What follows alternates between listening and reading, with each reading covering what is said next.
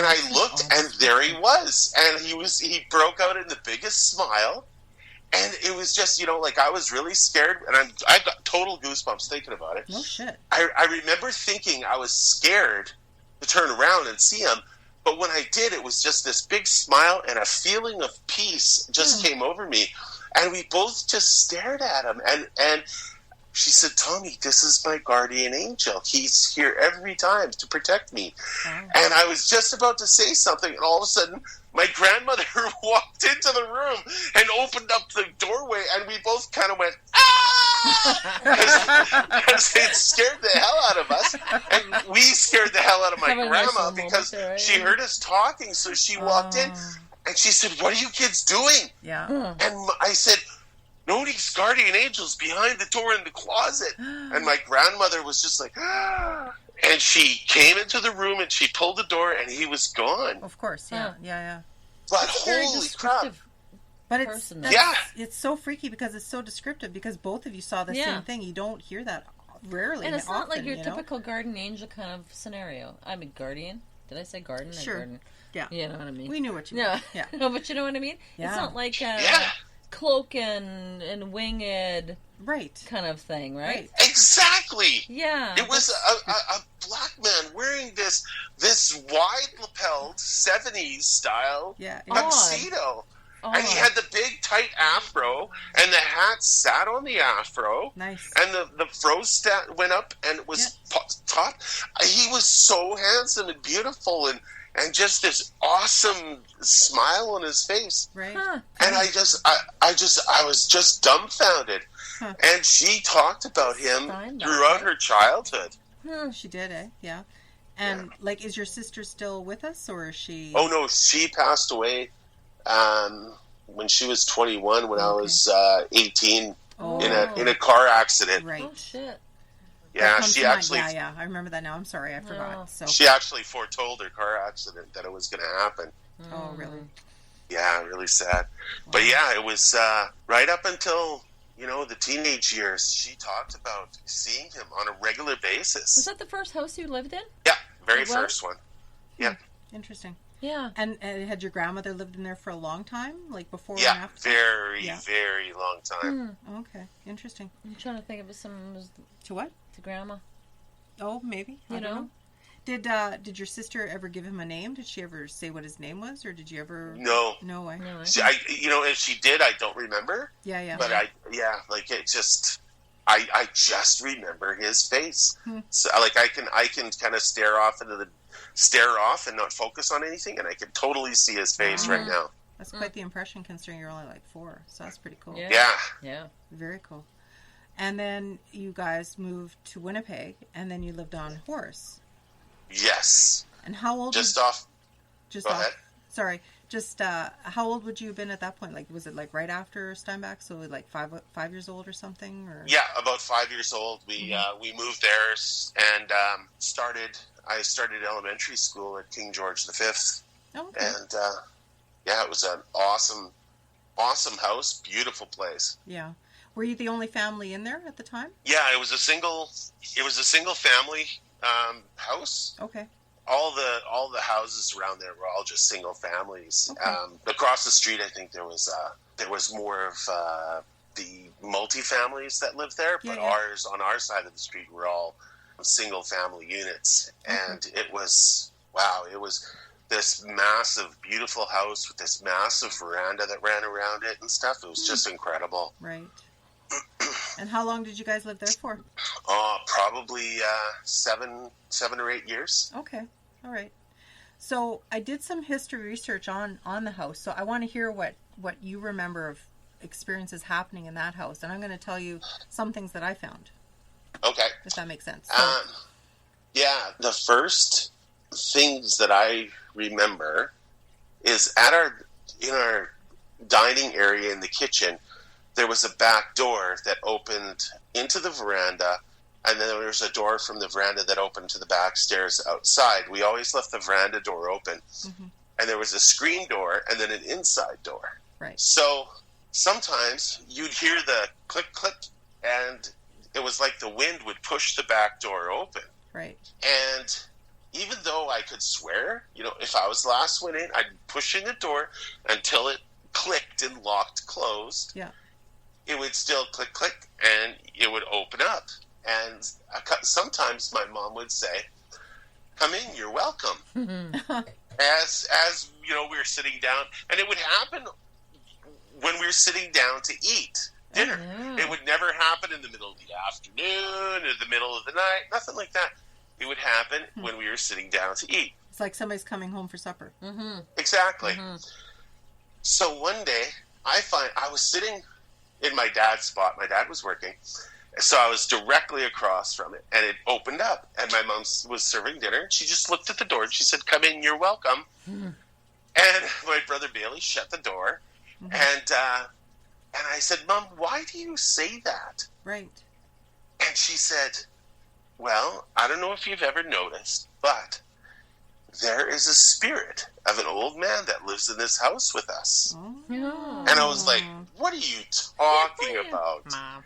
This is, like, Mommy, you've lost it, right? Right.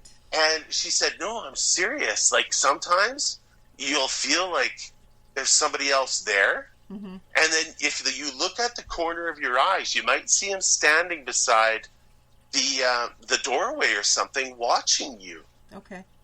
And I was thinking, that's just crap. That's just crap. And I'm like, Mom's been drinking again. I've never seen that. I don't know what you're talking about.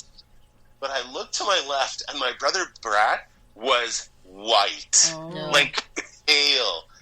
And I said, "What the hell is wrong with you?" Mm-hmm. And he's 5 years older than me, big teenager and stuff. Yeah. And my mom goes, "Well, looking at Brad, obviously you've seen him, haven't you?" And he's like, "I thought I was imagining him." Oh, shit. He says, "Scared the shit out of me so many times." And she says, "You don't have to," and everybody's talking like it's normal. Right. And she says, "You don't have to be worried about him. He's a good spirit. Okay. He probably lived in this house. He's an old man. Mm-hmm. He's got a handlebar mustache. Oh, yeah. He's got black hair. Mm-hmm. He's wearing a gray pinstripe suit, and he's carrying a bowler hat." Nice. Okay. Talk about specifics. Dude. Yeah. Very specific. And it also dates him as being an older character from, time gone by. Mm-hmm. Right. So, as life is going on and stuff, I'm home alone with my mom. She's in bed, though. Mm-hmm. All my siblings are out at a school dance. Okay. And I'm upstairs, and we have my TV. Our family TV is in my room. Mm-hmm. And we have, several cats and stuff, and cats. And so then I'm sitting up there, and I'm just by myself, and I can hear the stairs creaking. Mm-hmm. Now, there are 17 stairs from the bottom to the landing, and there's 5 stairs from the landing to the top landing, where it divides into the right side's the bathroom, straight ahead's my brother's and 2 brothers' room, and to the left is my bedroom. Okay. The 17 stairs comes into play later. Sure. But I could hear this creaking on the stairs, and I'm thinking, who the heck is home? So I'm yelling out for people, and nobody's there. And I'm like, oh, exactly. Who the fuck is home? Because I'm scared, right? So I get up, and I go natural thing for a kid, turn up the volume so you can't hear the creaking, mm-hmm. right? Yeah. So I go walking over to the TV, and it's one of those old tubes, right? This is like in the 70s with the old TVs, right? Yeah. And I look into the TV, and I look into the tube, and I can see the doorway, and I can see him standing there. The dude? The old dude? The old dude. And I turn, and I look directly at the doorway, and I can't see anything. Oh. But I look back into the TV tube, and the reflection, I can see him standing there. Yeah. So I turn up the TV, and I turn around, and my 2 cats are both staring at the exact spot at the doorway. Oh, shit. And I'm like, fuck fucking hell, I'm thinking to myself, you know? Goddamn cats. Cats do it every time. So then I go and I walk over and I sit on my bed and I'm like, what do I do? What do I do? What do I do? What do I do? And I remember my mom saying, just say, you're welcome, you know? Yeah. Come watch TV with me. Come in, you're welcome. And my cats did this. Yeah, they did that. All the way to the chair at the end of my bed. Yeah. Oh my God. And I didn't see anything, pressurized down or anything, but the cats watched in unison like this person walked in and sat at the end of my bed. Oh, and then I was totally cool with it after that. I was like, okay, he's not going to kill me. I'm good. Yeah. Did your mom ever give him a name just by chance or no? No. Okay. No, never gave him a name. And, we had seen him so many times and stuff. But one day my brother was running the tub and I came out of my room and I needed to use the bathroom. So I stood at the doorway and I was leaning against the door and I'm like, Brad, gotta go. Brad. And I'm yelling for him, Brad. But he's running the tub and he was leaning over the tub. And I'm like, fuck, this guy can't hear, he's deaf. So I'm just kind of leaning against the doorway and Brad slowly turns and he goes, ah! And I'm like, what? He goes, I thought you were him. He comes over, he starts just beating on me. Oh, shit. But it was like, oh, that's right. The guy stands by the doorway. Sorry, buddy.